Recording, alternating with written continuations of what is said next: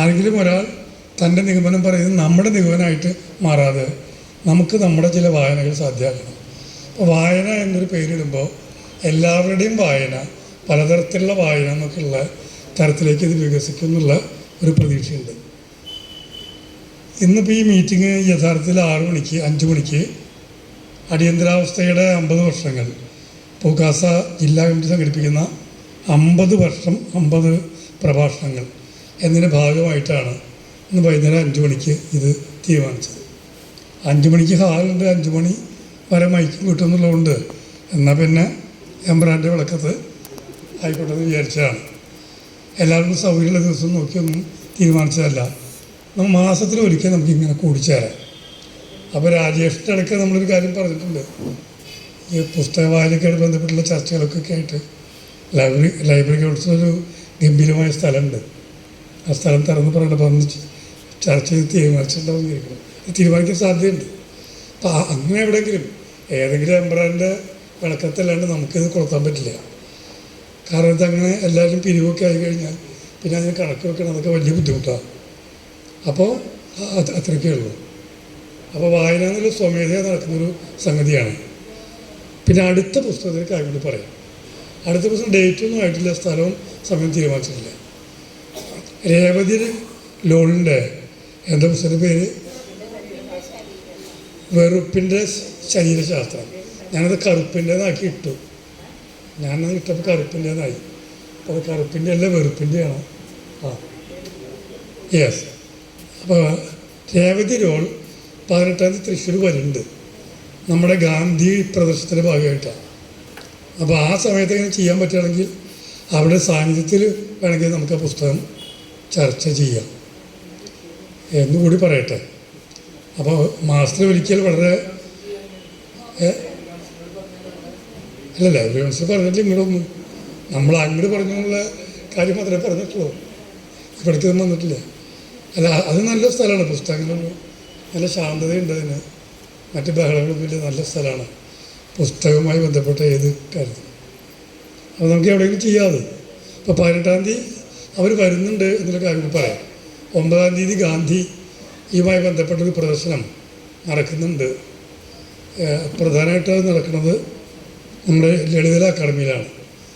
ഗാന്ധി അവസാനത്തെ 180 ദിവസം 189 ദിവസം അത്രയും ദിവസം നടന്ന വഴികളിലൂടെ ആ വഴികളിലൂടെ തന്നെ പോയി ഗോപീഷനും നമ്മുടെ മുരളിച്ചീരത്ത് തുടങ്ങുന്ന ഒരു 4 പേർ സംഘം ഒരുപാട് പേരെ കണ്ട് സംസാരിച്ചെടുത്ത ചിത്രങ്ങൾ, ആ വഴിയിലൂടെ സഞ്ചരിച്ചതിൻ്റെ ഓർമ്മകളൊക്കെ വരുന്ന വളരെ ഗംഭീരമായൊരു പ്രദർശനമാണ്. ഞാൻ എറണാകുളത്ത് പോയിട്ടാണ് അത് കണ്ടത്. അത് അത്ര ഗംഭീരമാണ്. അപ്പോൾ അതിപ്പോൾ നടക്കുന്നുണ്ട്. 9-ാം തീയതി മുതൽ അവിടെ 9-ാം തീയതി മുതൽ 15-ാം തീയതി വരെ തെറ്റി 10 ദിവസം, 9-ാം തീയതി മുതൽ 10 ദിവസം 18-ാം തീയതി വരെ നടക്കുന്നുണ്ട്. അതിലൊക്കെ ചില ഗംഭീരമായ ചില സംഗതികളുണ്ട്.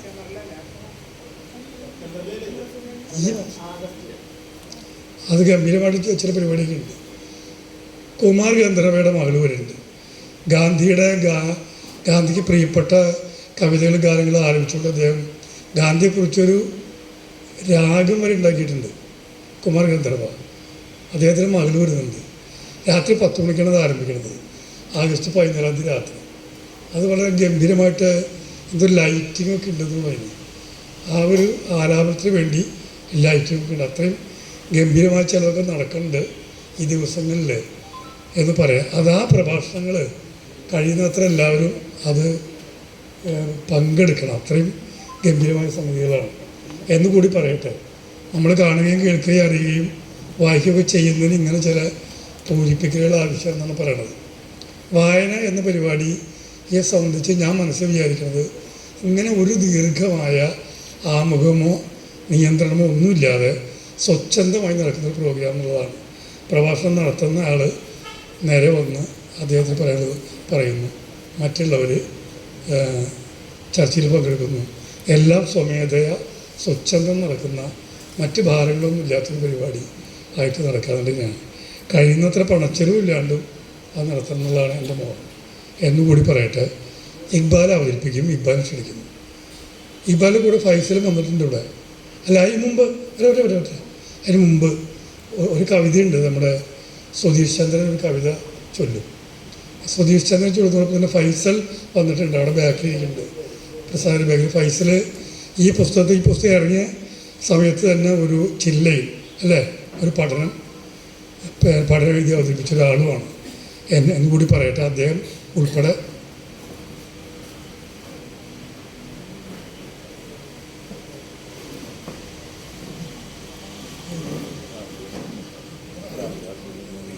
അല്ല ഞാൻ നേരത്തെ വിശദീകരിക്കണ്ടേ, ഇതിപ്പോൾ നമ്മൾ മറ്റേതെങ്കിലും സംഘടനയുടെ ഭാഗമായിട്ട് ഉത്സാഹത്തിൻ്റെ ഭാഗമായിട്ടൊന്നല്ല നമ്മൾ സംഘടിപ്പിക്കുന്നത്. അന്ന് നമ്മൾ കൂടി ചേർന്ന ഏതാണ്ട് വലിയ സംഘടനാ ഭാരവാഹിത്വങ്ങളൊന്നും വഹിക്കാത്ത ഇടതുപക്ഷ നിലപാട് പുലർത്തുന്ന കലാസാംസ്കാരിക മണ്ഡലങ്ങളിലും രാഷ്ട്രീയത്തിലും ചരിത്രത്തിലുമെല്ലാം അഗാധമായി താല്പര്യമുള്ള ആൾക്കാരുടെ ഒരു ക്യാമ്പാണ് നമ്മൾ 5-6 തീയതികൾ കിലയിൽ വെച്ച് നടത്തിയത്.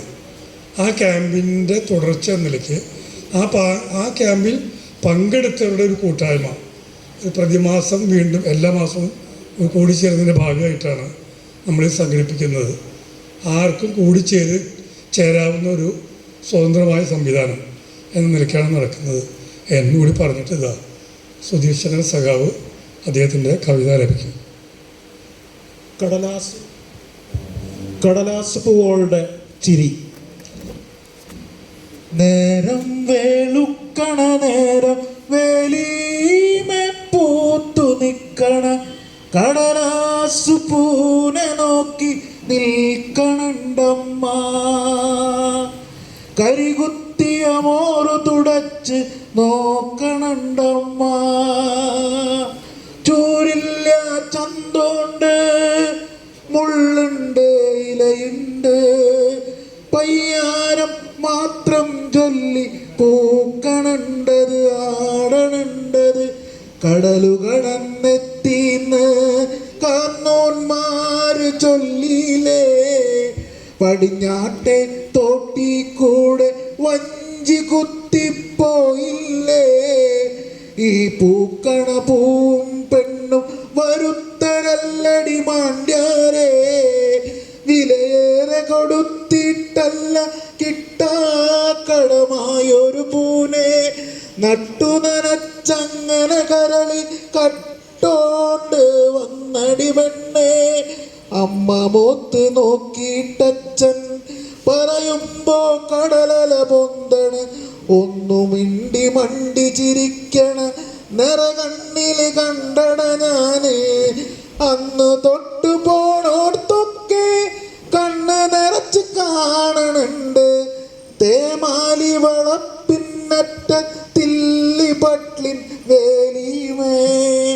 പാദ്യാമ്പുറത്തീ കെട്ടാറി വറ്റുപെട്ടൊരു ചട്യോളിൽ തട്ടിൻപുറ മൂലക്കങ്ങ് പൊട്ടി പൊളിഞ്ഞൊരു പെട്യോളിൽ അടുക്കളമോ തുന്തി വിശന്ന കണ്ണുള്ള കൈലോളിൽ തെക്കോരത്തഴേല് ഞാത്തി ഉണങ്ങാത്തൊരു ശീലേല് കാത്ത് കാത്ത് വിടരണണ്ടമ്മേ നിറയെ നിറയെ പൂവോള്. ചന്തമേറി ചന്ന് ചിരിക്ക കടലാസ് പൂവോള്. പതിയെ പതിയെ കാലം വന്ന് ഇലകളെല്ലാം ഒഴിച്ചില്ലേ. മെടഞ്ഞിട്ട തലയില് നിറയെ വെള്ളി നരോള് വീഴ്ത്തിയില്ലേ. മോറു നിറയെ ചുളിവോളിട്ട് വയസ്സു പതുക്കെയാടിയില്ലേ. നീര് വന്ന മോത്തെങ്ങോ വേദന വന്നു പോയില്ലേ. സ്നേഹം ചൂരത്തിയുമന്ന് ചന്തം വീടർത്തിയുമന്ന് ഉണ്ണാതെയുറങ്ങാതെന്ന് വിശപ്പാറ്റിയ നിഴലിനൊപ്പം അലക്കൊഴിഞ്ഞ രാത്രിയിലമ്മ മണ്ണ് പെയ്യണ കർക്കടകത്തില് ഒന്ന് നോക്കണ്ടെങ്ങോ പോയേ.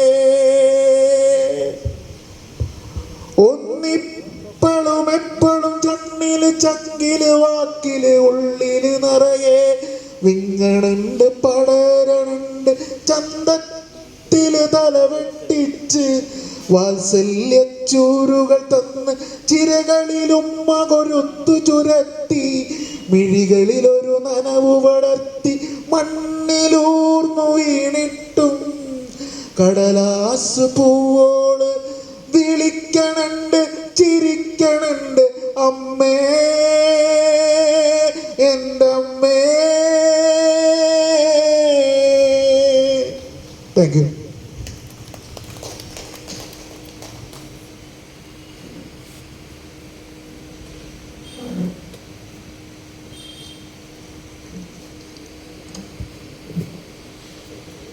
പ്രിയപ്പെട്ടവരെ,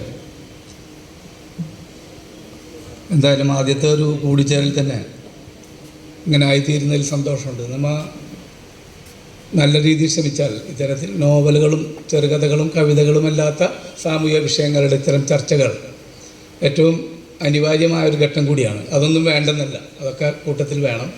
അതിൻ്റെ ഒപ്പം ഇത്തരം കാര്യങ്ങൾ കൂടി കഴിയും. നമുക്കിത് തന്നെ കുറച്ചും കൂടി മെച്ചപ്പെടുത്താൻ കഴിയും. ഒരുപക്ഷെ വലിയ ഒരു പരിചയമുള്ള രണ്ട് മനുഷ്യരാണ് ഈ രംഗത്ത്, ഫൈസലും ബീനയും. ഫൈസലിൻ്റെ നോവലടക്കം ഒരുപാട് കൃതികൾ മലയാളത്തിൽ വന്നിട്ടുണ്ട്. ബീനയുടെ ഒസാത്തി എന്ന നോവൽ ഒരുപക്ഷെ DC ഇറക്കിയ നിങ്ങളിൽ ചിലരെങ്കിലും വായിച്ചിട്ടുണ്ടാവും. വളരെയധികം ശ്രദ്ധിക്കപ്പെട്ട ഒരു നോവലാണ്. ഞങ്ങൾ സൗദി അറേബ്യ പോലുള്ള സ്ഥലത്ത് വർഷങ്ങൾക്ക് മുമ്പ് 10-14 ആൾ ഇങ്ങനെ ഇരുന്നിട്ടൊരു ഗ്രൂപ്പ് ഉണ്ടാക്കിയതാണ്. ഇന്ന് എനിക്ക് യാതൊരു സംശയമില്ലാണ്ട് പറയും, മലയാളികളുടെ ഇടയിലെ ഏറ്റവും പുതിയ പുസ്തകങ്ങളും ഏറ്റവും കരുത്തുറ്റ പുസ്തകങ്ങളും ചർച്ച ചെയ്യുന്ന ഒരു ഗ്രൂപ്പായിട്ട് മാറിയിട്ടുണ്ട്. രണ്ട് കാര്യങ്ങൾ ഞാൻ പറയാം. സാപ്പിയൻസ് എന്ന പുസ്തകം, ഹോമിയോ സാപ്പിയൻസ് എന്ന പുസ്തകം ഇറങ്ങിയതിൻ്റെ 3-ൻ്റെ അന്ന് ജില്ലയിൽ ചർച്ച ചെയ്തിട്ടുണ്ട്. ഇപ്പോൾ ഇത്തവണ നോബൽ സമ്മാനം കിട്ടിയ വെജിറ്റേറിയൻ എന്ന നോവൽ, ആ നോവൽ ഇറങ്ങി 1 മാസത്തിനുള്ളിൽ ചർച്ച ചെയ്തിട്ടുണ്ട്. ആ തരത്തിൽ ഇപ്പോൾ ഈ പുസ്തകം തന്നെ ഇറങ്ങി ഒരാഴ്ച കഴിഞ്ഞപ്പോൾ അല്ലെങ്കിൽ 2 ആഴ്ച കഴിഞ്ഞപ്പോൾ തന്നെ അവിടെ ചർച്ച ചെയ്തിട്ടുണ്ട്. ആ തരത്തിൽ ഗ്രൂപ്പായവർ മാറിയത് ഇത്തരത്തിലുള്ള വ്യത്യസ്തതകളായ പുസ്തകങ്ങളെടുത്ത് വളരെ സാമൂഹിക പ്രസക്തിയുള്ള പുസ്തകങ്ങളെടുത്ത് വയ്ക്കുകയാണ്. ഒരു മാസം 6 പുസ്തകം 5 പുസ്തകം വരെ ചർച്ച ചെയ്യുന്ന രീതിയാണ് അവിടെ ഉള്ളത്. അത് ചിലപ്പോൾ ഇവിടെ അങ്ങനെ എളുപ്പത്തിൽ നടക്കണമെന്നില്ല. ഒരാൾ 10-25 മിനിറ്റ് പുസ്തകം അവതരിപ്പിച്ച് 4-5 പുസ്തകം അവതരിപ്പിച്ച് അവസാനം വലിയൊരു ചർച്ചയിൽ 3-4 മണിക്കൂർ നീണ്ടു നിൽക്കുന്ന ഒരു പ്രക്രിയയായിട്ടാണ് അവിടെ നടക്കുന്നത്. എന്തായാലും ഈ പുസ്തകത്തെക്കുറിച്ച് എഴുതുകയും അവതരിപ്പിക്കുകയും ചെയ്ത ഫൈസൽ ഇവിടെ ഉണ്ട്. ഈ പുസ്തകമാണെങ്കിൽ നമ്മൾ കൊടുങ്ങല്ലൂരും ഒരു അവതരണം കഴിഞ്ഞിട്ടുണ്ട്.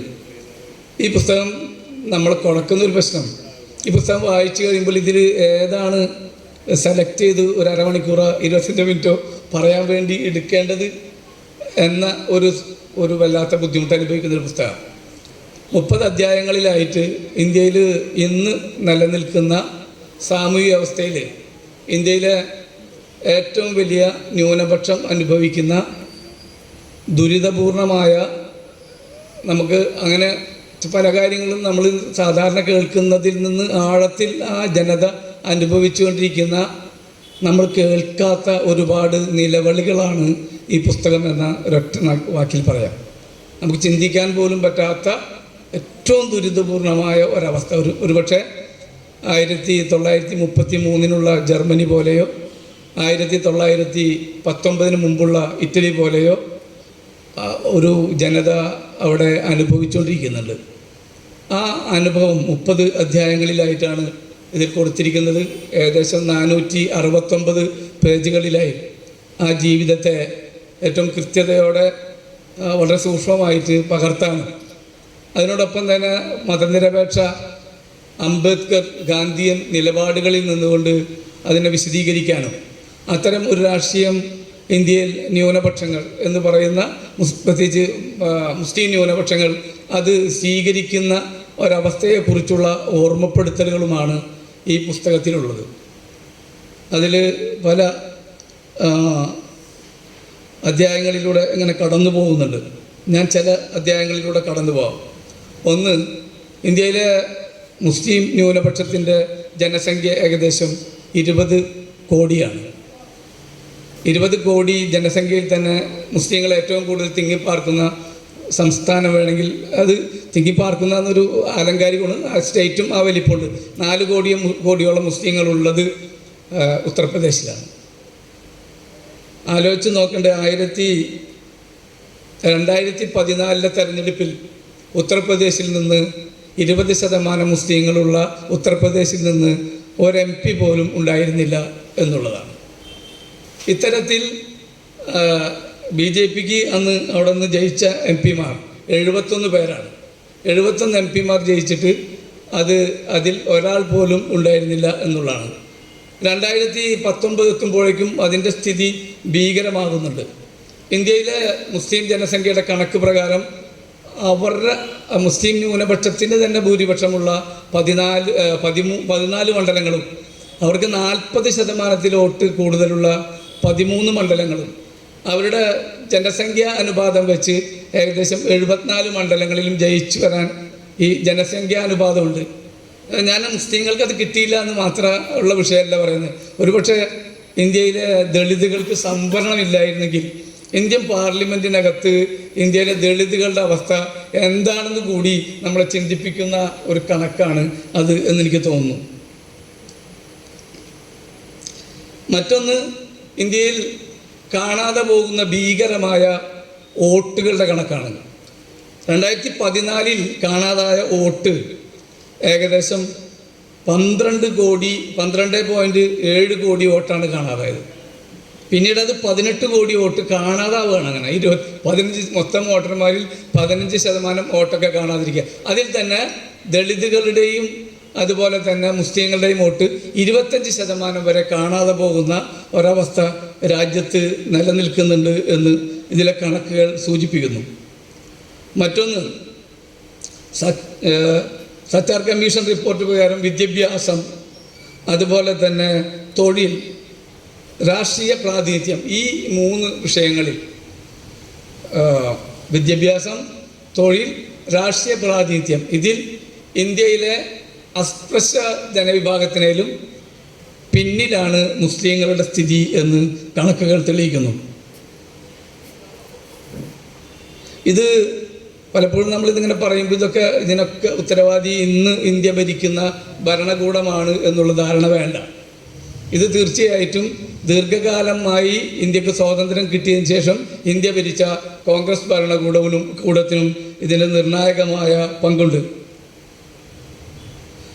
ഇതേപോലെ തന്നെ ഏതെല്ലാം രംഗത്താണ് മുസ്ലിം വിരുദ്ധമായ, ന്യൂനപക്ഷ വിരുദ്ധമായ പ്രവർത്തനങ്ങൾ നടക്കുന്നു എന്നുള്ളത്. ഇന്ത്യൻ സിനിമയെ പറ്റി ഈ എഴുത്തുകാരൻ, അദ്ദേഹത്തിൻ്റെ പേര് ഞാൻ പറയാം, വിട്ടുപോയിട്ടുണ്ട് അതിനിടയ്ക്ക്, സിയാവ് സലാം എന്ന് പറയുന്ന കക്ഷി ദീർഘകാലം ഹിന്ദു പത്രത്തിലെ സീനിയർ സബ് എഡിറ്ററായിട്ട് വർക്ക് ചെയ്ത ഒരു കക്ഷിയാണ്. അദ്ദേഹം ഒരുപാട് പുസ്തകങ്ങൾ ചെയ്തിട്ടുണ്ട്. അതിനുശേഷമുള്ള ഒരു അന്വേഷണവും പഠനത്തിനുമാണ്. അദ്ദേഹത്തിൻ്റെ പുതിയൊരു പുസ്തകം കൂടി വരാനിരിക്കുന്നുണ്ട്. അപ്പോൾ ഇതിൻ്റെ ഒരു കാര്യം മാത്രം നമ്മൾ ചിന്തിച്ചാൽ മനസ്സിലാവും. ഈ ഇന്ത്യയിലെ സിനിമകൾ എപ്പോഴും ഭരണകൂടത്തെ, ഇപ്പം നെഹ്റുവിൻ്റെ കാലത്ത് നെഹ്റു ഭരണകൂടത്തെ തൃപ്തിപ്പെടുത്തുന്ന സിനിമകളാണ് വന്നുകൊണ്ടിരിക്കുന്നത്. ഇപ്പോഴാണെങ്കിൽ എന്താണ് സ്ഥിതി എന്ന് ഞാൻ നിങ്ങളോട് അങ്ങനെ വിശദീകരിക്കേണ്ട യാതൊരു കാര്യമില്ല. അതുകൊണ്ട് മറ്റു വിശദീകരണം ഒന്നുമില്ല. ഉദാഹരണത്തിന് ഒരു സിനിമയിൽ കാണിക്കുന്നത് പൃഥ്വിരാജ് ചൗഹാൻ മുഹമ്മദ് ഗോറിയെ കൊന്നു എന്നാണ് സിനിമയിൽ നമ്മളെ കാണിച്ചുകൊണ്ടിരിക്കുന്നത്. പക്ഷെ രസകരമായ കാര്യം, പൃഥ്വിരാജ് ചൗഹാൻ മരിച്ചത് 1119 ഒന്നുകൂടി ശ്രദ്ധിക്കണം. പൃഥ്വിരാജ് ചൗഹാൻ മരിച്ചത് 1119 പൃഥ്വിരാജ് ചൗഹാൻ കൊന്ന ഗോറി മരിച്ചത് 1206 ഇതാണ് ചരിത്രം. എങ്ങനെയാണ് ചരിത്രത്തെ ഏറ്റവും സുന്ദരമായി, ഏറ്റവും മനോഹരമായി അട്ടിമറിക്കുന്നത് നമ്മുടെ സിനിമകളിലൂടെ. ഇതൊന്നും അറിയാതെ സംഭവിക്കുന്നതല്ല. മാത്രമല്ല, പൃഥ്വിരാജ് ചൗഹാനെ അവതരിപ്പിക്കുന്നത്, അതിൻ്റെ പ്രചരണവും ഇതിലൊക്കെ വരുന്നത് ഇന്ത്യയിലെ അവസാനത്തെ ഹിന്ദു ചക്രവർത്തി എന്നാണ്. പക്ഷേ അദ്ദേഹം മരിച്ച് 400 വർഷം കഴിഞ്ഞിട്ടാണ് ശിവജി ഇന്ത്യ ഭരിച്ചത്. അപ്പം ഇത്തരത്തിൽ നമ്മൾ നേർക്കുനേരുള്ള ചരിത്രത്തെ എങ്ങനെയാണ് സിനിമയിലൂടെ അട്ടിമറിക്കുക എന്നുള്ളത് ആഴത്തിൽ തന്നെ കാണാം. മാത്രമല്ല, ഈ രാജാക്കന്മാരെന്ന് പറയുന്ന ഇവരൊക്കെ തന്നെ അവർക്ക് അവരുടെ സമ്പത്ത് വർദ്ധിപ്പിക്കുക, അതിരാവിലെ എഴുന്നേറ്റാൽ തന്നെ നേരെ മദ്യചഷകങ്ങൾക്ക് അടിയിൽ പോകുക, ഇഷ്ടം പോലെ സ്ത്രീകളുമായി ജീവിക്കുക എന്നല്ലാതെ ഇവരേതെങ്കിലും അത് ഹിന്ദു മതത്തിൻ്റെയോ ഇസ്ലാം മതത്തിൻ്റെയോ ഏതെങ്കിലും ഒരു മതത്തിൻ്റെ ആളുകൾ എന്ന് നമുക്ക് പറയാൻ കഴിയില്ല.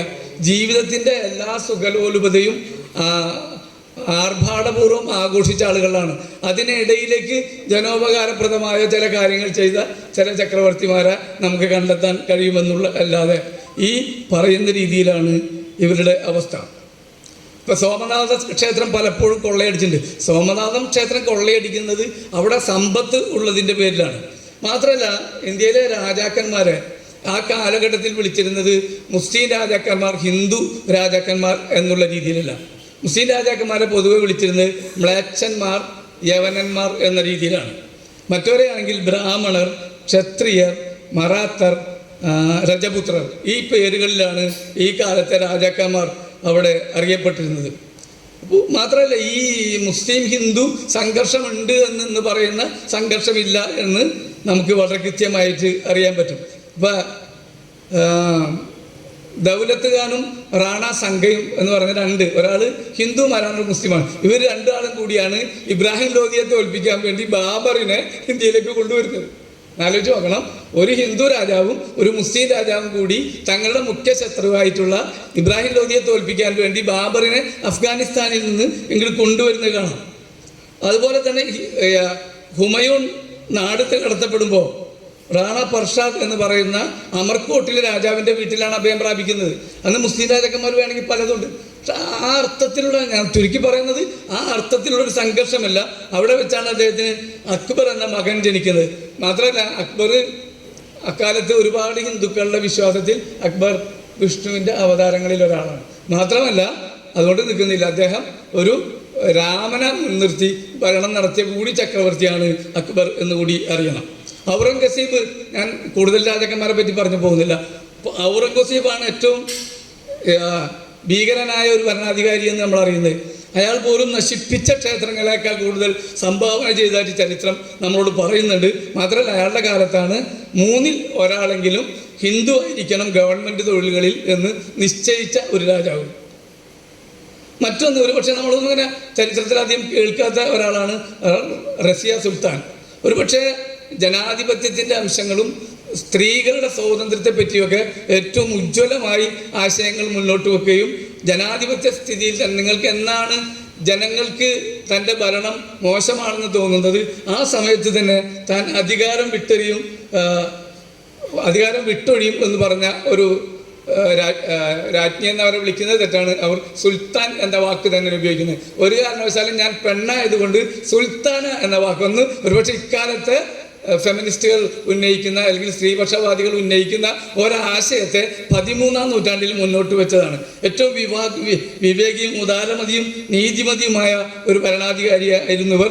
മാത്രമല്ല ഒരു നിലക്കുള്ള വിട്ടുവീഴ്ചയില്ലാതെ ജനകീയ പ്രശ്നങ്ങളെ ഏറ്റെടുത്ത് അത് ചെയ്തു തീർക്കാൻ ശ്രമിച്ച ഒരധികാരിയാണ് എന്ന് പറയുന്നുണ്ട്.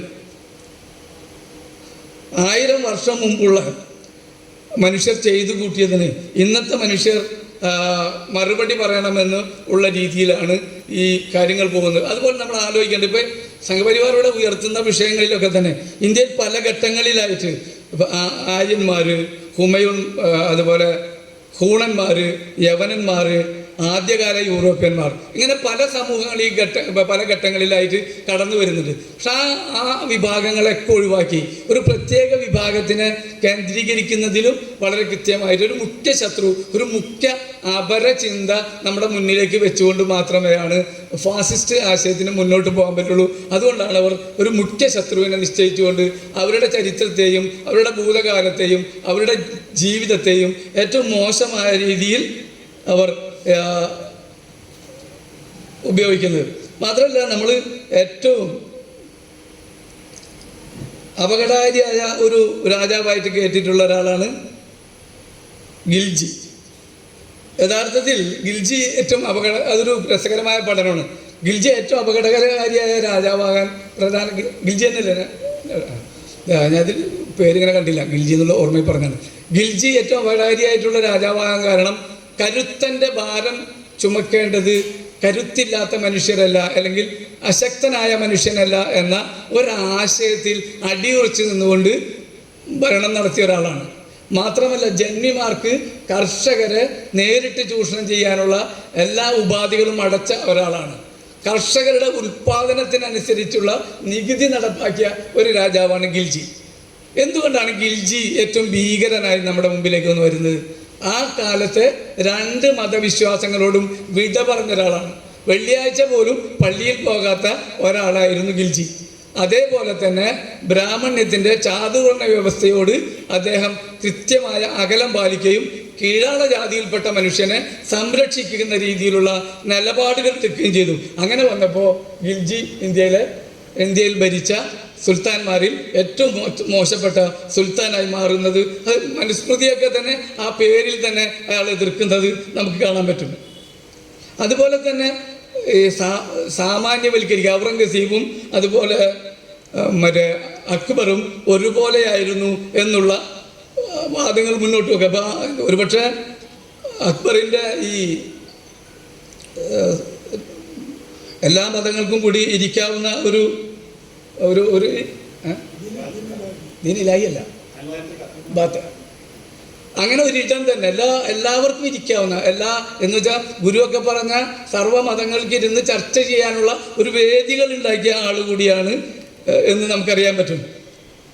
1925 മുതൽ 1947 വരെയുള്ള ഇതൊരു പ്രധാനപ്പെട്ട ഒരു കാര്യമാണ് ഈ പുസ്തകത്തിൽ. 1925 മുതൽ 1947 വരെയുള്ള കാലത്ത് RSS എന്ത് ചെയ്യുകയായിരുന്നു എന്ന് ഞാൻ നിങ്ങളോട് പറയേണ്ട കാര്യമില്ല. 1947 ശേഷം അവർ ആഭ്യന്തര ശത്രുക്കൾക്കെതിരെയുള്ള പ്രവർത്തനം തുടരുകയാണ്. അവിടെയാണ് അവർ ഹിന്ദുത്വ ദേശീയതയായിട്ട് നിർവചിക്കുന്നത്. ഈ ഹിന്ദുത്വ ദേശീയതയായി നിർവചിച്ചതിലൂടെയാണ് ഇന്ത്യയിലെ ആഭ്യന്തരമായ ശത്രുക്കളെ തകർത്ത് കളയേണ്ടതെന്നുള്ള ഒരു ആശയഗതിയിലേക്ക് കൊണ്ടുവരുന്നത് എന്ന് നമുക്ക് വളരെ വ്യക്തമായി കാണാൻ കഴിയും. മാത്രമല്ല അതിൽ സവർക്കറും ഗോൾവാൾക്കറും ആവർത്തിച്ച് 2 ഘട്ടങ്ങളിലായി പറഞ്ഞ ഒരു കാര്യം, പിതൃഭൂമി പോലെ തന്നെ പ്രധാനപ്പെട്ടതാണ് പുണ്യഭൂമി. ഈ രാജ്യത്തെ മുസ്ലിമിൻ്റെയും ക്രിസ്ത്യാനിയുടെയും പുണ്യഭൂമി ഇവിടമല്ല. അതുകൊണ്ട് അവർക്ക് ഈ ഭൂമിയിൽ യഥാർത്ഥ അവകാശമുണ്ട് എന്ന് പറയാൻ കഴിയില്ല. ഗോൾവാൾക്കർ കുറച്ചും കൂടി കടത്തിക്കൊണ്ട് പറഞ്ഞു, ഈ രാജ്യത്ത് ജീവിക്കുന്ന ഇതിനെ പുണ്യഭൂമിയായി കണക്കാക്കാത്ത മനുഷ്യർക്ക് വേണമെങ്കിൽ ഇവിടെ 2ാം തരം പൗരന്മാരായി ജീവിക്കാം. ഈ പുസ്തകത്തിൽ പിന്നീട് വരുന്നത് മുഴുവൻ അതിൻ്റെ വിശദീകരണങ്ങളാണ്. അതുകൊണ്ടാണ് അത് വളരെ പ്രധാനപ്പെട്ടതെന്ന് പറഞ്ഞത്. ഈ രാജ്യത്ത് ജീവിക്കുന്ന മുസ്ലിങ്ങൾക്ക് വേണമെങ്കിൽ, ന്യൂനപക്ഷങ്ങൾക്ക് വേണമെങ്കിൽ, ക്രിസ്ത്യാനികൾക്ക് വേണമെങ്കിൽ, കുറച്ചുകൂടി കടന്ന് കമ്മ്യൂണിസ്റ്റുകാരെന്ന് തന്നെ പറഞ്ഞിട്ടുണ്ട്, ഇവർക്കൊക്കെ ഈ രാജ്യത്ത് വേണമെങ്കിൽ 2ാം തരം പൗരന്മാരായി അവകാശങ്ങളൊന്നുമില്ലാതെ അവകാശങ്ങളൊക്കെ അടിയറ വെച്ചുകൊണ്ട് ഈ രാജ്യത്ത് നിങ്ങൾക്ക് ജീവിക്കാമെന്നുള്ള ഒരു നിലപാട്, ഈ നിലപാട് ഇന്ത്യൻ മതനിരപേക്ഷതയെ, നിലനിൽക്കുന്ന മതനിരപേക്ഷതയെ തകർത്ത് തരിപ്പണമാക്കുന്ന ഒരു നിലപാടാണ്. ആ നിലപാട് നിന്നുകൊണ്ടാണ് ഇവർ പിന്നീടുള്ള മുഴുവൻ കാര്യങ്ങളും ചെയ്തു തീർക്കുന്നത്. അടിമുടി കാവ്യവൽക്കരിക്കപ്പെടുന്ന രീതിയിലുള്ള സംഭവങ്ങളും രാജ്യത്ത് നടക്കുന്നുണ്ട്. രസകരമാണ് വായിച്ചാൽ. കിടക്കവരികൾ, കർട്ടനുകൾ, സിഗ്നലുകൾ, ബൾബുകൾ എല്ലാം നിലവിൽ ആദിത്യനാഥ് കാവ്യാക്കി മാറ്റി. നിലവിൽ തന്നെ അതൊക്കെ അദ്ദേഹം കാവ്യാക്കി മാറ്റിയിട്ടുണ്ട്. 1200 സ്കൂൾ ബാഗുകളടക്കം 1206 മുതൽ 1857 വരെ വന്ന ഒരുപാട് നഗരങ്ങളുടെ പേരുകളാണ് ഇതിൽ മാറ്റിയിരിക്കുന്നത്. ഞാനെൻ്റെ വിശദാംശങ്ങൾക്ക് പോലെ ഔറംഗാബാദ്, അലഹാബാദൊക്കെ അതിൽ ചില പേരുകൾ വാക്കുന്നതിൻ്റെ തമാശ അറിയണം. ഇപ്പോൾ ഫൈസാബാദ് എന്ന രാജ്യം ഒരു സ്ഥലത്തിൻ്റെ പേര് മാറ്റുന്നുണ്ട്. ഫൈസാബാദ് ശരിക്കും ഒരു മുസ്ലിം രാജാവിൻ്റെ പേരല്ല, ഐശ്വര്യത്തിൻ്റെ നാട്. അതുപോലെ ഒരുപാട് പേരുകളുണ്ട് കേട്ടോ. അക്ബർ ഇട്ടൊരു സ്ഥലമുണ്ട്, ദൈവത്തിൻ്റെ മണ്ണ് എന്നൊക്കെ പറയുന്നത്. അത് ഒരു ഹിന്ദു പുരാണത്തിൽപ്പെട്ട ഒരു ദൈവത്തിൻ്റെ പേരുമായി ബന്ധപ്പെട്ടുകൊണ്ട് ആ പേരിന് ചേർത്തുകൊണ്ടിരുന്ന പേര് പോലും ഇവർ തെറ്റിദ്ധരിച്ച് അക്ബറിട്ടല്ലേ, എന്നാൽ പിന്നെ അത് കുഴപ്പമെന്നുള്ള രീതിയിൽ മാറ്റുന്നുണ്ട്. അതുപോലെ തന്നെ ഫൈസാബാദ് ഒരു ഐശ്വര്യത്തിൻ്റെ സമൃദ്ധിയുടെ നഗരം എന്ന രീതിയിലാണ് ആ പേര് വരുന്നത്. പക്ഷെ ഫൈസ കേട്ടപ്പോൾ ഏതോ മുസ്ലിമാണെന്ന് വെച്ച് അതും മാറ്റുന്ന രീതിയിലുള്ള രസകരമായ നഗരങ്ങളുടെ പേരുകൾ മാറ്റുന്നത് നമുക്ക് കാണാൻ പറ്റും. ഇപ്പോൾ യഥാർത്ഥത്തിൽ ഇന്ത്യയിൽ പുതിയ ചരിത്രം തുന്നിപ്പിടിപ്പിക്കുന്ന വലിയ തിരക്കിൽ ഇന്ത്യയിലെ ഭരണകൂടം ഏർപ്പെട്ടിരിക്കുന്നത് കാണാൻ പറ്റും. രാജ്യത്തെ പൗരന്മാരെ വലിയ രീതിയിൽ ഇപ്പോൾ തന്നെ വിഭജിച്ച് കഴിഞ്ഞിട്ടുണ്ട് എന്ന് നമ്മൾക്ക് മനസ്സിലാക്കാവുന്നതാണ്. അതിനോടൊപ്പം തന്നെ ഇന്ത്യയിൽ നടക്കുന്ന ആൾക്കൂട്ട ആക്രമണങ്ങൾ, അത് ജയ് ശ്രീറാമിൻ്റെ പേരിലായാലും ശരി, അതേപോലെ തന്നെ പശുകടത്തിൻ്റെ പേരിലായാലും ശരി, 2015 ശേഷം മാത്രം ഏകദേശം 113ഓളം മനുഷ്യരാണ് ഈ ആൾക്കൂട്ട അക്രമങ്ങളിലൂടെ കൊല ചെയ്യപ്പെടുന്നത് എന്ന് നമുക്ക് കാണാൻ കഴിയുന്നുണ്ട്. ഞാൻ ഇത് ഒരിടത്ത് പറഞ്ഞപ്പോൾ പലർക്കും ഇതിനിടയ്ക്ക് ഷീബ ടീച്ചറുടെ സംശയം ചോദിച്ചു. ഇപ്പം ജിഹാദ് എന്ന വാക്ക് വലിയ രീതിയിൽ തെറ്റിദ്ധരിക്കപ്പെട്ടൊരു വാക്കാണ്. ശരിക്ക് അതീവ ലാളിത്യത്തോടു കൂടി ശത്രുതയുടെയോ വിരോധത്തിൻ്റെ മനസ്സില്ലാതെ, അപരവിദ്വേഷം ഒട്ടുമില്ലാതെ അവനവനോട് നടത്തേണ്ട സംസ്കരണം, അവനെ തന്നെ ചോദ്യം ചെയ്ത് അവനവനെ തന്നെ ശുദ്ധീകരിച്ചെടുക്കുക എന്നാണ് ആ വാക്കിൻ്റെ അർത്ഥം, യഥാർത്ഥത്തിൽ ജിഹാദ്. പക്ഷെ ആ വാക്കിനെ നമുക്ക് അങ്ങനെ ഉപയോഗിക്കാൻ പറ്റാത്ത രീതിയിൽ ലോകത്തിൻ്റെ പല ഭാഗത്തെ മുസ്ലിം തീവ്രവാദികളും ഉപയോഗിക്കുന്നുണ്ട് എന്നുള്ളൊരു പ്രശ്നം അതിന് നിലനിൽക്കുന്നുണ്ട്. പക്ഷെ അപ്പോഴും ആ വാക്കിൻ്റെ യഥാർത്ഥ അർത്ഥം, ഒരുപക്ഷെ ഏറ്റവും വലിയ ലോകം കണ്ട ഏറ്റവും വലിയ ജിഹാദി ആര് എന്ന് നമ്മൾ തമ്മിലിരിക്കുമ്പോഴെങ്കിലും പറയാം, അത് ഗാന്ധിജിയാണ്. ഒരുപക്ഷെ നിരന്തരം പുതുക്കിപ്പണികയും നിരന്തരം അവനവനോട് ചോദ്യം ചോദിക്കുകയും നിരന്തരം പുതിയ ആശയങ്ങളെ സ്വീകരിക്കുകയും ചെയ്യുന്ന ഒരാൾ ഉണ്ടാവും. പക്ഷെ എനിക്ക് അറിയാവുന്ന ചെറിയ അറിവ് വെച്ച് ഒരുപക്ഷെ ഗാന്ധിയായിരിക്കാം. പക്ഷെ ആ ഒരു വാക്കാണ് ചരിത്രത്തിൽ പട്ടിമറിച്ച് നമ്മളിങ്ങനെ കേട്ടുകൊണ്ടിരിക്കുന്നത്. ലവ് ജിഹാദ്, ഇവിടെയൊക്കെ തന്നെ നമുക്ക് കാണാവുന്നത് വൈദേശികമായ ചില ബന്ധങ്ങൾ നമുക്ക് കാണാൻ പറ്റും. ഇപ്പം ഹിറ്റ്ലർ പറഞ്ഞത് അത് തന്നെയാണ്. നമ്മുടെ ജർമ്മനിയിലെ ആര്യ പെൺകുട്ടികളെ, അല്ലെങ്കിൽ ജർമ്മൻ പെൺകുട്ടികളെ, ആര്യ ഭാഷ സംസാരിക്കുന്നതാണ് ശരിക്കുള്ളത്. അപ്പോൾ അവരെ സംസാരിക്കുന്ന പെൺകുട്ടികളെ ജൂതന്മാർ വഴിപിഴപ്പിക്കാൻ സാധ്യതയുണ്ട്. അതുകൊണ്ട് നമ്മുടെ കുഞ്ഞുങ്ങളെ നമ്മൾ ശ്രദ്ധിക്കേണ്ടതുണ്ട്. ഒരു സങ്കര ഇനം കുഞ്ഞുങ്ങളായി നമ്മുടെ കുഞ്ഞുങ്ങളെ മാറ്റാതിരിക്കാൻ നമ്മുടെ ശ്രദ്ധയുണ്ടാവേണ്ടതുണ്ട് എന്ന് ഹിറ്റ്ലർ പറയുന്നുണ്ട്. അത് തന്നെയാണ് ഇവിടെ ലവ് ജിഹാദിലൂടെ മുന്നോട്ട് വെക്കുന്ന ആശയം. നമ്മളതൊന്ന് ആലോചിച്ച് നോക്കണം. ഈ 21ാം നൂറ്റാണ്ടിൽ ലോകത്ത് എത്രയോ വലിയ മാറ്റങ്ങൾ വന്ന ഒരു നൂറ്റാണ്ടിൽ ശാസ്ത്രം ഇത്രയോ മുന്നോട്ട് കുതിക്കുമ്പോൾ രണ്ട് മനുഷ്യൻ്റെ സ്വതന്ത്രമായ അഭിപ്രായങ്ങളെ പാടെ അപകടപ്പെടുത്തുന്ന രീതിയിൽ, അവൻ്റെ അഭിപ്രായങ്ങൾക്ക്, അവൻ്റെ ജീവിതത്തിന്, അവൻ്റെ മുന്നോട്ടുള്ള പോക്കിന്, അവൻ്റെ സ്വപ്നങ്ങൾക്ക് ഒന്നിനും ഒരു വില നൽകാത്ത രീതിയിൽ ഈ ആശയത്തെ വലിയ രീതിയിൽ മുന്നോട്ട് വെക്കുന്നത് കാണാൻ പറ്റും. ഇത് നമ്മൾ ലവ് ജിഹാദ് മാത്രം കേൾക്കുന്നുള്ളൂ. അവിടെ ലവ് ജിഹാദ് മാത്രമല്ല, ഒരുപാട് തരത്തിലുള്ള പ്രശ്നങ്ങൾ ഉത്തരേന്ത്യയിൽ നടക്കുന്നത് നമുക്ക് കാണാം. അടിക്കുക, 2014 ശേഷമാണ് ഇത് ശക്തിപ്പെടുന്നത്. അടിക്കുക, ആനന്ദിക്കുക, ഭയപ്പെടുത്തുക, അർമാദിക്കുക. 2014 മോദി അധികാരത്തിൽ വന്നതിന് ശേഷം ഈ തലത്തിലാണ് ഉത്തരേന്ത്യ മുന്നോട്ട് പോയിക്കൊണ്ടിരിക്കുന്നത്. ഒരുപക്ഷെ ഈ ഉത്തരേന്ത്യയിൽ ഇന്നത്തെ സ്ഥിതി, അതാണ് ഞാൻ പറഞ്ഞത്, ഈ പുസ്തകം വായിക്കണം എന്ന് പറയുന്നത് ഒരൊറ്റ കാരണവും വേണ്ട. ഒരാൾ മുസ്ലിമാണ് എന്നുള്ളത് മാത്രം ഒരുപക്ഷെ കൊല്ലപ്പെടാൻ അല്ലെങ്കിൽ മരിക്കാൻ കാരണമാകുന്ന രീതിയിൽ ഭീകരമായിരിക്കുന്നു. ഗോവധം ആരോപിച്ചുകൊണ്ട് ഒരുപാട് മനുഷ്യർ ഇതിനിടയിൽ തന്നെ കൊല ചെയ്യപ്പെട്ടിട്ടുണ്ട്. നമ്മൾ തന്നെ അഖിലാഖിൻ്റെ കാര്യം വന്നപ്പോൾ നമ്മുടെ ചർച്ച, ജനാധിപത്യവാദികളുടെ ചർച്ച, അവിടെ അയാൾ പോത്തിറച്ചി വെച്ചിട്ടില്ല, ആട്ടിറച്ചി വെച്ചിരുന്നതാണ്. പോത്തിറച്ചി വെച്ച് നീ കൊല്ലാന്നാണ് ജനാധിപത്യവാദികളെ ചർച്ചയാണ് ഞാൻ പറഞ്ഞത്. പോത്തിറച്ചി ആയിരുന്നെങ്കിൽ വലിയ കുഴപ്പമുണ്ടായിരുന്നില്ല, അയാൾ പോത്തിറച്ചി പോലും വെച്ചില്ല എന്നാണ്. എന്താ പോത്തിറച്ചി തിന്നൂടെ? അപ്പം ഇത് നമ്മൾ പോലും എങ്ങനെയാണ് അറിയാതെ ചിലപ്പോൾ അടിയിലേക്ക് ഇറങ്ങി പോരുന്നത്. നമ്മൾ ജനാധിപത്യവാദികളൊക്കെ ആയിരിക്കും, പക്ഷെ ചിലപ്പോൾ നമ്മൾ അറിയാണ്ട് ചിലത് അറിയാതെ നമ്മുടെ ഉള്ളിലേക്ക് പോലും എങ്ങനെയാണ് ഫാസിസത്തിൻ്റെ പ്രവർത്തനം നടക്കുന്നത് എന്ന് നമ്മൾ തിരിച്ചറിയേണ്ടതുണ്ട്. മാത്രമല്ല, ഇന്ത്യ വംശഹത്യക്ക് ഏറ്റവും സാധ്യതയുള്ള ഒരു രാജ്യമായി ഇപ്പോൾ കണക്കാക്കപ്പെടുന്നുണ്ട്. 55% ഈ ഇസ്ലാമോഫോബിയയുടെ പ്രവർത്തനവും അതിൻ്റെ പ്രചരണം നടക്കുന്നത് ഇന്ത്യയിൽ നിന്നാണെന്നുള്ള നിരീക്ഷണം ഇതിൽ കയറി വരുന്നുണ്ട്. മാത്രമല്ല, 2019 ഈ പൗരത്വ ഭേദഗതി ബില്ലിന് ശേഷം ഇന്ത്യയിൽ ജീവിക്കാൻ യോഗ്യതയുള്ള ആരാണെന്ന് ആൾക്കൂട്ടങ്ങൾ തീരുമാനിക്കുന്ന വലിയ രീതിയിലുള്ള ആൾക്കൂട്ടാക്രമണങ്ങൾ അവിടെ നടക്കുന്നുണ്ട്. അവരൻ്റെ എല്ലാ അടയാളങ്ങളെയും എതിർക്കും എന്നുള്ള രീതിയിൽ ഉത്തരേന്ത്യയിൽ അതിൻ്റെ പ്രവർത്തനം നടക്കുന്നുണ്ട്. തൊപ്പി, താടി ഒക്കെ ഇപ്പോൾ കാരണമായി മാറുന്നുണ്ട്.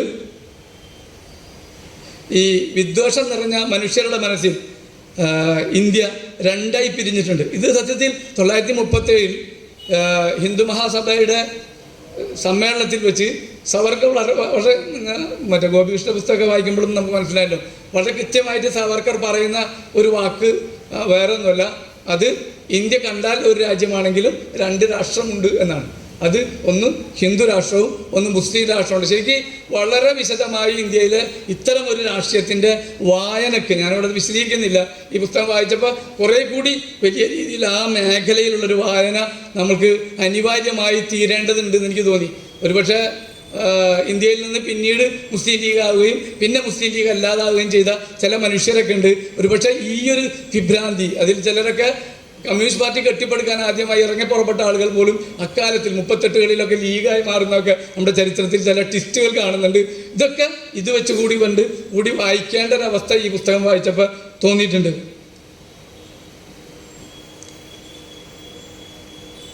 അതുപോലെ തന്നെ വലിയ രീതിയിൽ ഇപ്പം നിങ്ങൾക്കറിയാവുന്നതാണ്, ബൽക്കി കേസിലൊക്കെ തന്നെ കുറ്റവാളികൾ വലിയ രീതിയിൽ അഭിനന്ദിക്കപ്പെടുക, അവർക്ക് വലിയ രീതിയിൽ സ്വീകരണങ്ങൾ നൽകുക.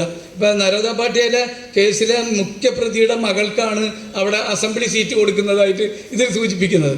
അതുമാത്രമല്ല, ഈ ബൽക്കിസ് ബാനുവിൻ്റെ കുട്ടികൾ, അതിൽ 3 വയസ്സുള്ള ഒരു കുട്ടിയെ തന്നെ 14 പേരാണ് അവിടെ മരിക്കപ്പെട്ടത്.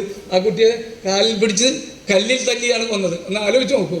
അപ്പോൾ അത്ര ഭീകരമായ കൊലപാതകം ചെയ്ത ആളുകൾ പിന്നീട് വിട്ടതിന് ശേഷം പറയുന്നത് അവർ വലിയ കുഴപ്പമുള്ള ആളുകളാകാൻ വഴിയില്ല, അവർ ബ്രാഹ്മണരാണ് എന്നാണ് അതിന് കാരണമായി പറയുന്നത്.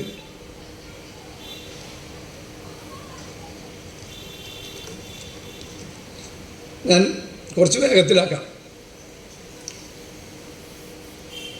മറ്റൊരു കാര്യം, ഭീകരമായി നടക്കുന്ന ഈ മുസ്ലിം ദേവാലയങ്ങൾക്കെതിരെയുള്ള, നമ്മൾ ഉദ്ദേശിക്കുന്ന ബാബറി മസ്ജിദ് പൊളിച്ചതോടെ ആ പ്രശ്നം തീർന്നതല്ല, ഭീകരമായി മുസ്ലിം ദേവാലയങ്ങൾക്ക് നേരെയുള്ള അക്രമങ്ങൾ ഇപ്പോൾ നടക്കുന്നുണ്ട് അവിടെ.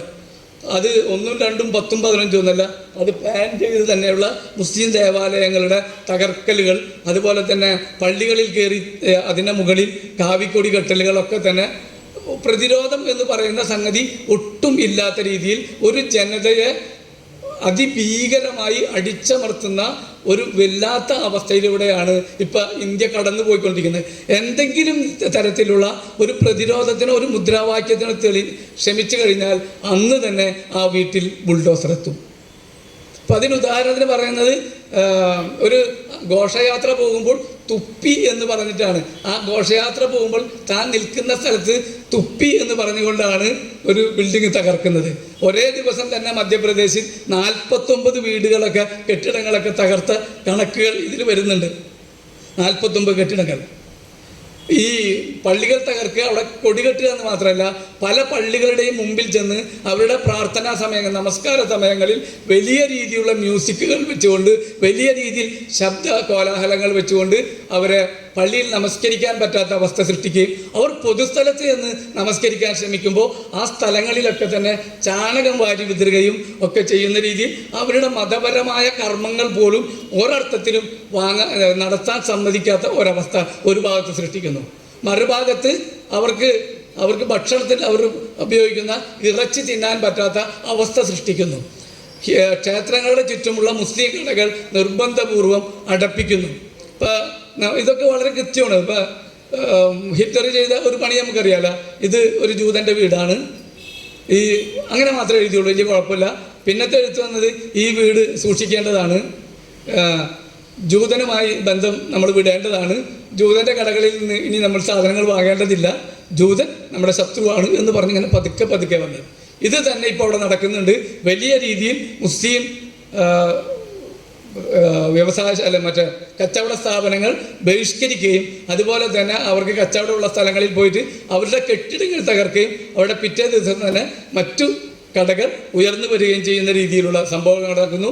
വീടുകളുടെ കൊള്ള, അതിലെ പ്രധാനപ്പെട്ട നല്ല വസ്തുക്കളൊക്കെ കൊണ്ടുവന്ന് കൊള്ളയടിക്കുകയും അതിനുശേഷം വീടുകൾ തകർത്ത് കളയുകയും ചെയ്യുന്ന അവസ്ഥ അവിടെ വലിയ രീതിയിൽ നടക്കുന്നുണ്ട്. ഞാനതിൽ ഒരാളെ പേര് വിട്ടുപോയി.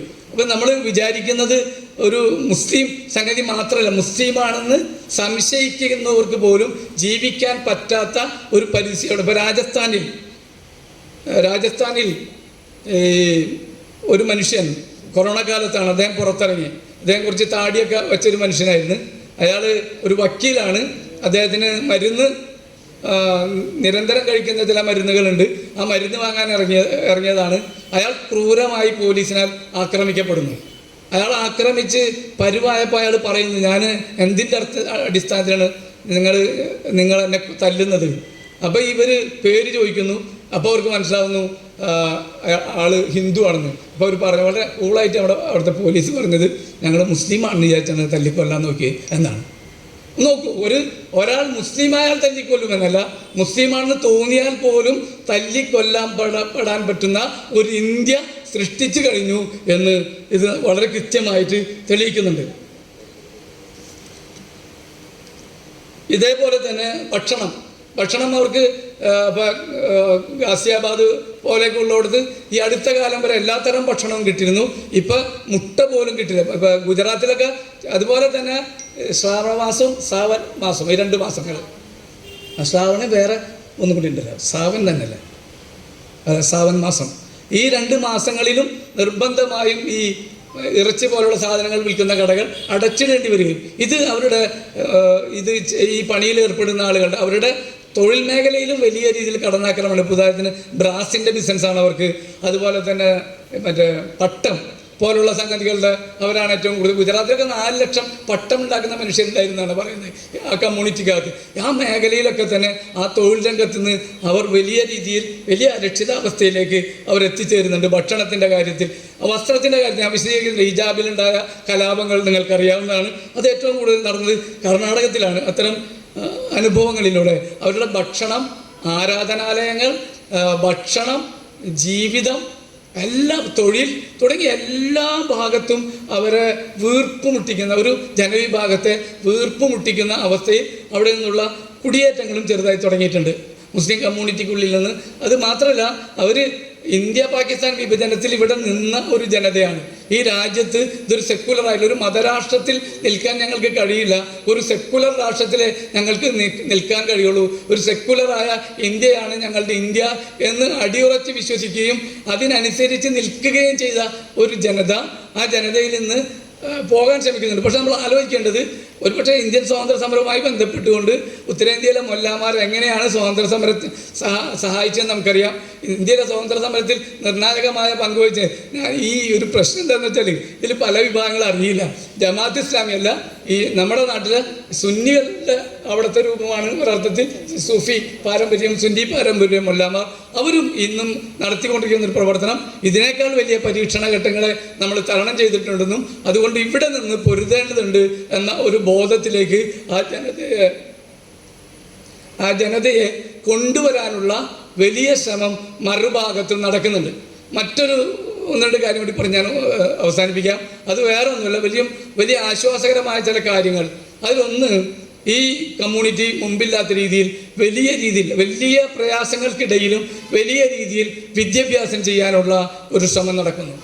മറ്റൊന്ന്, അവർ അംബേദ്കറെയും ഗാന്ധിയെയും മതനിരപേക്ഷതയെയും ഭരണകൂടത്തെയും പ്രധാന ആശയമായി ഉയർത്തിപ്പിടിച്ചുകൊണ്ടുള്ള സമരമുഖങ്ങൾ തൊടുക്കാനുള്ള ആശയപ്രചരണം അവരുടെ ഇടയിൽ നിന്ന് മുൻപൊന്നുമില്ലാത്ത രീതിയിൽ ഉയർന്നു വന്നുകൊണ്ടിരിക്കുന്നു.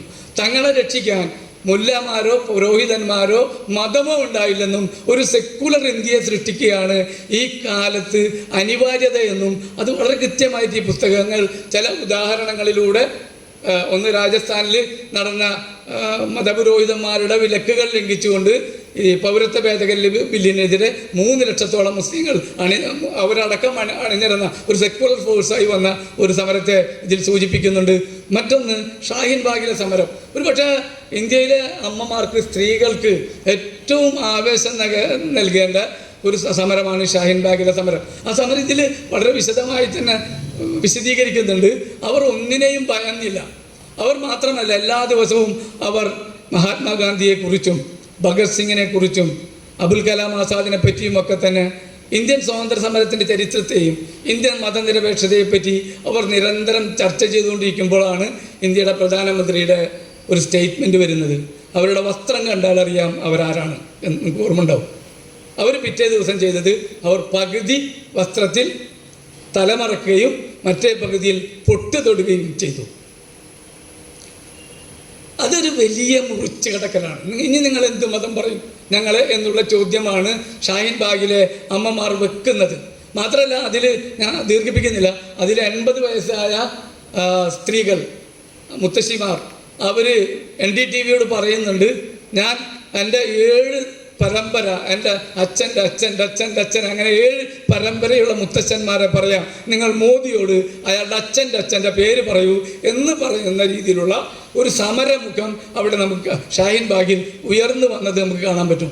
ആവേശകരമായ ഒരു സമരമാണ്. മാത്രമല്ല ജമാഅത്ത് ഇസ്ലാമി പോലുള്ള അപകടകരമായ രാഷ്ട്രീയം പങ്കുവെക്കുന്ന ആളുകളെ അങ്ങോട്ട് അടുപ്പിക്കുക പോലും ചെയ്യാണ്ട് വളരെ കൃത്യമായി ഞാൻ നേരത്തെ പറഞ്ഞ ഭഗത് സിംഗിൻ്റെയും അബുൽ കലാം ആസാദിൻ്റെയും നെഹ്റുവിൻ്റെയും ഗാന്ധിയുടെയും വിമോചന രാഷ്ട്രീയത്തെപ്പറ്റി നിരന്തരം ചർച്ച ചെയ്യും. ഒരുപക്ഷെ പിന്നീട് വന്ന കർഷക സമരത്തിന് പോലും മാതൃകയാകുന്ന രീതിയിൽ ഒരു ഗ്രൂപ്പ് വന്ന് സമരത്തിനെടുക്കുകയും മറ്റൊരു ഗ്രൂപ്പ് ഒഴിഞ്ഞു പോവുകയൊക്കെ ചെയ്യുന്ന സമരത്തിൻ്റെ പുതിയ മുഖങ്ങൾ ഗാന്ധിയൻ അംബേദ്കർ ആശയങ്ങളിൽ നിന്നുകൊണ്ട് അവർ പടുത്തുയർത്തിക്കൊണ്ടുവന്നത് ഒരു പ്രതിരോധത്തിൻ്റെ ഒരു, പക്ഷേ ഇന്ത്യക്കാകെ മനസ്സിലാക്കാവുന്ന ഒരു പ്രതിരോധത്തെ ഉയർത്തിക്കൊണ്ടുവരാൻ ഷാഹിൻ ബാഗിലെ സമരത്തിന് കഴിഞ്ഞു. മറ്റൊന്ന് ഒരു വിഷയം കൂടി പറഞ്ഞ് ഞാനിത് അവസാനിപ്പിക്കാമെന്നാണ് ആലോചിക്കുന്നത്. അത് 2019 ഡിസംബർ മാസം 20-ാം തീയതി ജുമാ മസ്ജിദിൽ നടന്ന ഒരു സംഭവമാണ്. നിലവിലെ ഷാഫി ഹിമാം, അങ്ങനെ തന്നെയുള്ള പേര് ഫൈസലിനെ കൃത്യമായിട്ട് അറിയാം, ഫൈസല വിശദമായിട്ട് എഴുതിയാണ്, ഷാഫി ഹിമാം. ആ ഷാഫി ഇമാമിൻ്റെ പരമ്പരകൾ അവിടെ ഇമാമുമാരായിരുന്നു. ഈ ഷാഫി ഇമാമ് അത്യാവശ്യം കച്ചവട താല്പര്യവും BJPയുമായിട്ടൊക്കെ ബന്ധമുള്ളൊരു കക്ഷിയാണ്. അയാൾ അവിടുത്തെ മുസ്ലിങ്ങളോട് പറയാൻ ശ്രമിച്ചു, ഈ പൗരത്വ ഭേദഗതി ബില്ല് യാതൊരു ബുദ്ധിമുട്ടില്ലാത്തൊരു സാധനമാണ്, നിങ്ങളതിൽ ഭയപ്പെടേണ്ടതില്ല എന്ന് അവർ പറയുകയും, പക്ഷെ അവർ അത് ലംഘിക്കുകയും അവരുടെ ഇടയിലേക്ക് കടന്നു വന്ന ചന്ദ്രശേഖർ ആസാദ് രാവണൻ എന്ന് പറയുന്ന മനുഷ്യൻ്റെ മുന്നിൽ അണിനിരക്കുകയും ഏകദേശം ഡൽഹി നഗരത്തിലേക്ക് 30,000 ആളുകളെ വെച്ച് പ്രകടനം നടത്തുകയും മതം നോക്കുകുത്തുകയും സമരം ഉയർന്നു വരികയും ചെയ്യുന്ന ഒരു ഉജ്ജ്വലമായ ഒരു മുഹൂർത്തം നമുക്ക് കാണാൻ കഴിയും. ഇതിന് ശേഷവും അവർ ആ ബന്ധങ്ങൾ തുടരുന്നുണ്ട്. നമ്മൾ ആലോചിക്കേണ്ട ഒരു കാര്യം, എന്താണ് ജുമാ മസ്ജിദിൻ്റെ പ്രത്യേകത? എനിക്ക് തോന്നുന്നു 1919 ആര്യസമാജത്തിൻ്റെ നേതാവായ അല്ലേ ബ്രഹ്മാനന്ദൻ എന്ന് പറയുന്നൊരു സ്വാമി